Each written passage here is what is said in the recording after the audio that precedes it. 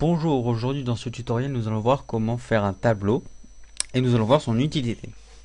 Alors tout d'abord un tableau, qu'est-ce que c'est? C'est un ensemble d'éléments composé de lignes et de colonnes. Donc c'est comme dans la réalité, l'informatique c'est la même chose. Voilà. Donc commençons tout de suite avec notre page HTML, donc la page basique.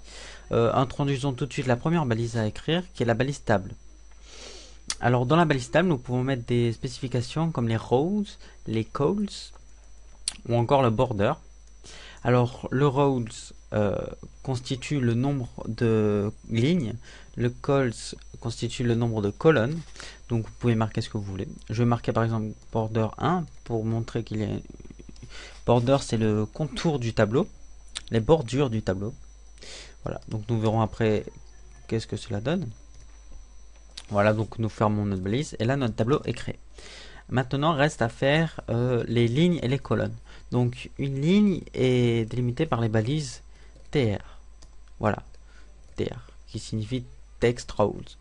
Donc les textes de ligne.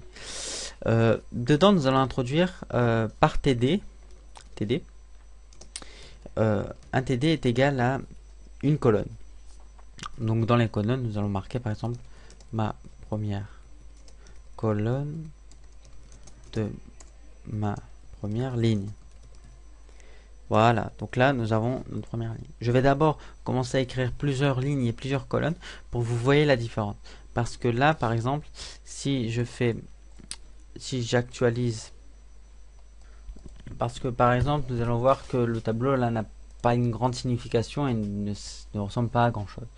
Donc bon, juste pour préciser, nous avons notre première ligne. Le premier cadre qui l'entoure constitue le TR, donc la ligne.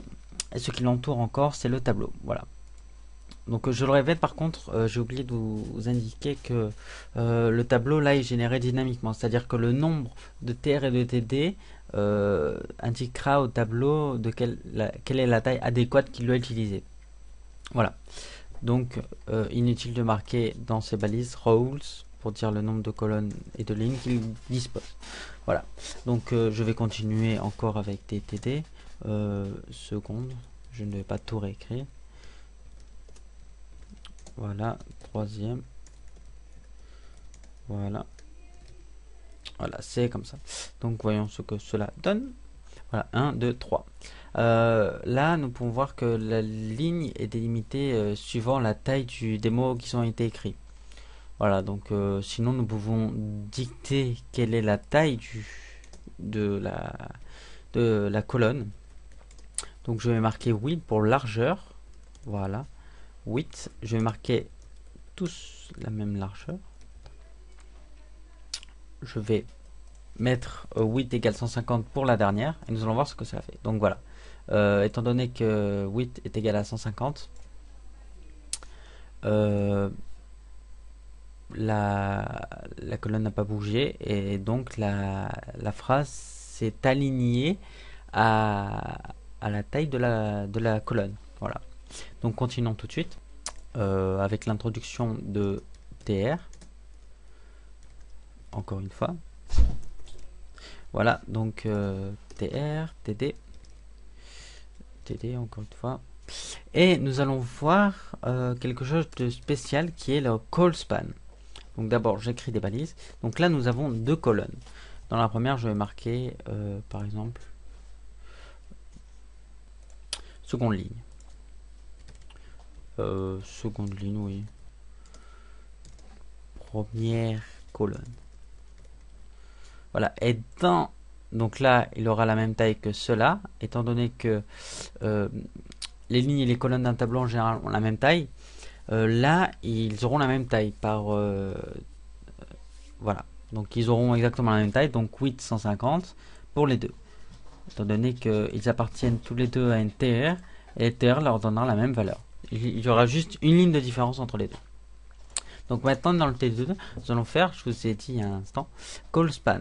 Donc call span c'est le nombre de colonnes que cette colonne va prendre. Donc je vais mettre en concrétiser ce que je viens de dire. Je marque j'ai pris 2 colonnes. Alors pourquoi j'ai marqué ça? Nous allons voir ça tout de suite. Voilà. Donc, comme vous pouvez le voir, 150, ils ont la même taille. Et là, j'ai pris 2 colonnes. Le TD, avec grâce au call-span, a pris deux colonnes. Voilà. 2 colonnes, call-span égale 2. Le 2, c'est indiqué par rapport au maximum de colonnes qu'il y a. Par exemple, là, le maximum de colonnes qu'il y a, c'est 3. Donc, call-span de 2, voilà. Donc, je prends 2 colonnes sur 3. Voilà. D'ailleurs, je viens de voir que j'ai oublié un S. De même, je vais vous remontrer un exemple avec les lignes. Donc, nous allons voir que, donc en remettant des balises TD, nous allons remettre des lignes qui prendra 2 lignes. Nous allons mettre un groupe de mots qui prendra 2 lignes. Donc là, je vais marquer par exemple, j'ai pris 2 lignes. Voilà. Rien n'a changé. Donc il y aura toujours 3 colonnes. Mais j'ai pris 2 lignes. Alors, qu'est-ce que ça veut dire j'ai pris 2 lignes? Vous allez le voir, mais d'abord je vais devoir marquer le groupe de mots row span comme call span.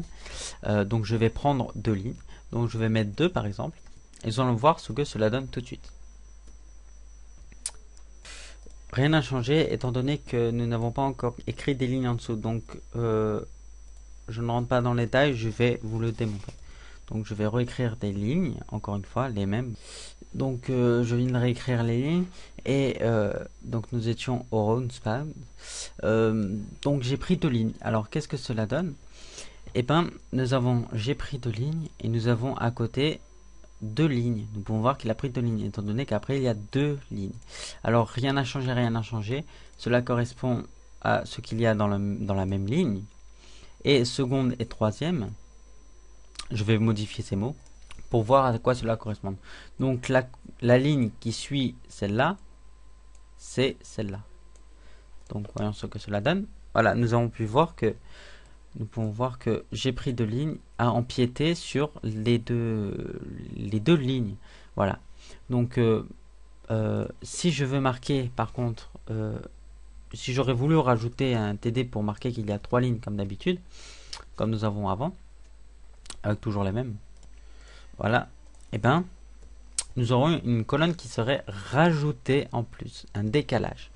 Donc bon, maintenant vous avez vu à quoi cela correspond.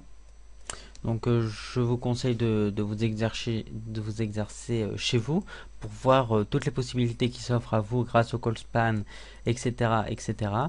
À la fin, vous pourrez trouver des très beaux tableaux, comme par exemple. Voilà, donc j'espère vous avoir aidé à mieux maîtriser les tableaux. Cela pourra vous aider à faire, par exemple, un emploi du temps ou autre, je ne sais quoi.